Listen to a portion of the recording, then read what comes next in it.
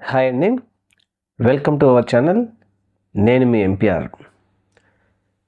ఆంధ్రప్రదేశ్ ఉమ్మడి రాష్ట్రంలో వైఎస్ జగన్మోహన్ రెడ్డి గారు ఈ పేరు వింటేనే కొంతమంది ప్రజలకు, కొంతమంది అభిమానులకు ఒక విధమైనటువంటి షేక్ అయ్యే విధంగా అభిమానులు ఫీల్ అవుతూ ఉంటారు. ముఖ్యంగా జగన్మోహన్ రెడ్డి గారు ఈరోజు ఆయన బర్త్డే సందర్భంగా ఆయనకు పుట్టినరోజు శుభాకాంక్షలు. ఇలాంటి పుట్టినరోజులు మరెన్నో జరుపుకోవాలని, ఆంధ్రప్రదేశ్ రాష్ట్రంలోని పేద ప్రజలందరికీ సహాయం చేయాలని, ఆయన సుపరిపాలన మరొకసారి అందించాలని కోరుకుంటూ వైఎస్ జగన్మోహన్ రెడ్డి గారికి పుట్టినరోజు శుభాకాంక్షలు తెలియజేద్దాం.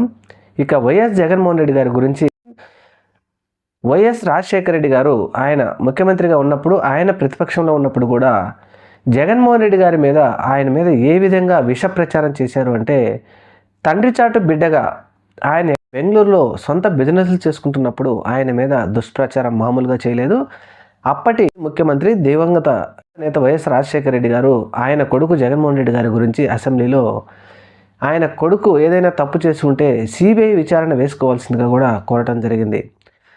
వైఎస్ రాజశేఖర రెడ్డి గారు మరణానంతరం జగన్మోహన్ రెడ్డి గారు ఆయన పడిన ఇబ్బందుల గురించి, ఆయన పార్టీ పెట్టిన తర్వాత ముఖ్యంగా తన తండ్రి కోసం ఆగిపోయినటువంటి గుండెలను వెళ్తానన్నప్పుడు పార్టీ అధిష్టానం ఒప్పుకోకపోతే వారిని ఓదార్పు యాత్ర చేసినప్పుడు ఆయనను జైల్లో పెట్టడం కానీ, అనూహ్య పరిణామాల వల్ల ఆయన పార్టీ పెట్టడం కానీ, ఆయనకు మద్దతుగా వచ్చి కొంతమంది మంత్రులు, ఎమ్మెల్యేలు రాజీనామాలు చేసి వారిని తిరిగి గెలిపించుకోవడంలో కానీ, వారి తల్లి గారిని ఆయన కానీ పార్టీని గెలిచి పార్టీని నిలబెట్టుకోవడంలో ఆయన తీవ్ర కృషి చేసి, ఆ తర్వాత ఇక జగన్మోహన్ రెడ్డి బలపడుతున్నాడు అనే విషయం తెలిసిన తర్వాత ప్రస్తుత ముఖ్యమంత్రి, అప్పటి ప్రధానమంత్రికి, ఆ తర్వాత సోనియా గాంధీ గారు వీరందరూ కలిసి కొంతమంది నాయకుల చేత కేసులు వేయించేసి జగన్మోహన్ రెడ్డి గారు ఆయనని జైల్లో పెట్టినప్పటికీ 16 నెలల పాటు ఆయన పోరాట పటిమ మాత్రం వదులుకోకుండా నిర్విఘ్నంగా పోరాడి 2014లో 67 సీట్లతో ఆయన ప్రతిపక్షంలో కూర్చోవలసి వచ్చింది.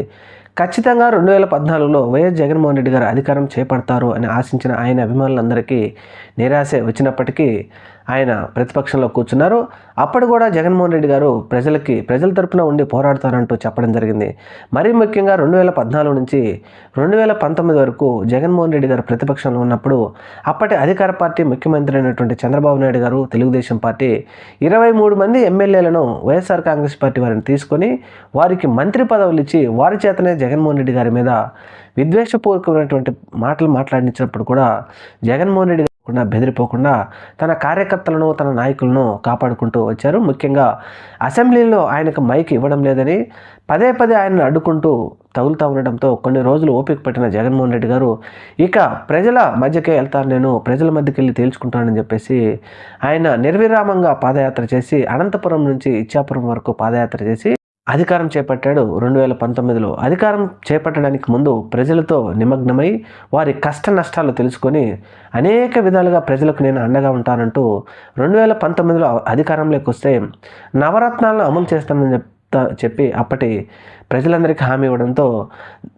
భారీ మెజారిటీతో 2019లో 151 సీట్లతో జగన్మోహన్ రెడ్డి గారికి ఆంధ్రప్రదేశ్ ప్రభుత్వాన్ని ఏర్పాటు చేయడం కోసం ఆంధ్రప్రదేశ్ ప్రజలు ఆయనకు అవకాశం ఇచ్చారు.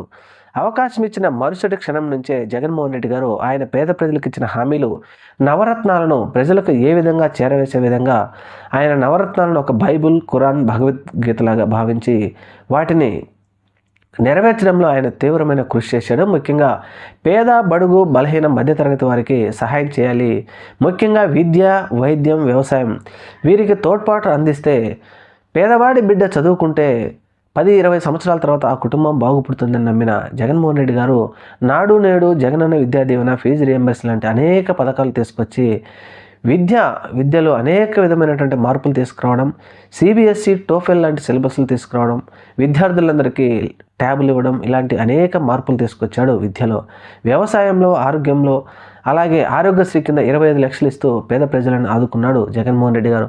పెన్షన్లు పెంచడం కానీ, రైతు భరోసా కానీ, రైతు మిత్ర కానీ, వాహన మిత్ర కానీ అనేక పథకాలు ఆంధ్రప్రదేశ్ రాష్ట్రంలోని ప్రజలకు అందజేశాడు జగన్మోహన్ రెడ్డి గారు. మరీ ముఖ్యంగా గ్రామ స్వరాజ్యం రావాల్సిందే అని కోరుకున్నటువంటి గాంధీ కలను నెరవేరుస్తూ ప్రతి గ్రామంలో సచివాలయాలు ఏర్పాటు చేస్తూ ముఖ్యంగా 2,60,000 మంది ఒక నిరుద్యోగులకు వాలంటరీ ఉద్యోగాలు కల్పిస్తూ శాశ్వత ఉద్యోగాలు సచివాలయ ఉద్యోగాలను ఏర్పాటు చేస్తూ ప్రతి గ్రామంలో సచివాలయాలు ఏర్పాటు చేసి వారి ద్వారా ప్రజలకు ప్రతి ఇంటింటి గడప వద్దకే ఈ పథకాలు వెళ్ళాలి, సంక్షేమ పథకాలు ఖచ్చితంగా వెళ్ళాలి అనే ఒక ఖచ్చితమైనటువంటి దృఢ సంకల్పంతో ఆయన సంక్షేమ పథకాలని పేదవాడి ఇంటికి చేరవేస్తూ అనేకం 100%లో 99% వరకు ఆయన ఇచ్చిన హామీలను నెరవేర్చిన మొనగాడు జగన్మోహన్ రెడ్డి గారు.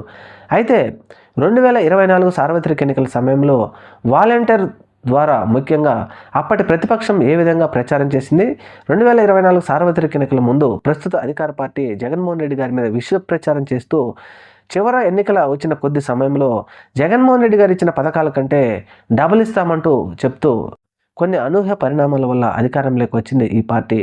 అయితే జగన్మోహన్ రెడ్డి గారిని మాత్రం ప్రజలు కావాలని వారు ఓడించలేదు. ముఖ్యంగా ప్రస్తుత అధికార పార్టీ ఇచ్చిన హామీలను ఇంకా ఏదో వస్తుంది, మరీ ముఖ్యంగా వృద్ధాప్య పెన్షన్లు 3,000 జగన్మోహన్ రెడ్డి గారు ఇస్తుంటే మేము 4,000 ఇస్తామన్నటువంటి ఆశలు చూపి పేదవాడిని మోసం చేసి సూపర్ 6 హామీలు, ఉచిత బస్సు, ఉచిత గ్యాస్ సిలిండర్, అలాగే తల్లికి వందనం, ఇలాంటి నీకు 15,000 అంటూ అనేక పథకాలు తెలుగుదేశం పార్టీ చెప్తే జగన్మోహన్ రెడ్డి గారు మొత్తం నేను అబద్ధం చెప్పను, చెప్తే ఖచ్చితంగా చేసి తీరుతాను అంటూ అనేక విధాలుగా ప్రజలను మోసం చేయకుండా ప్రజల నమ్మకాన్ని నిలబెట్టుకున్న వైఎస్ జగన్మోహన్ రెడ్డి గారు మరొకసారి ఈ ప్రభుత్వం ఏర్పడిన 6-7 నెలల్లోనే ప్రజలకు జగన్మోహన్ రెడ్డి గారి విలువ ఏమిటో తెలిసి వచ్చింది.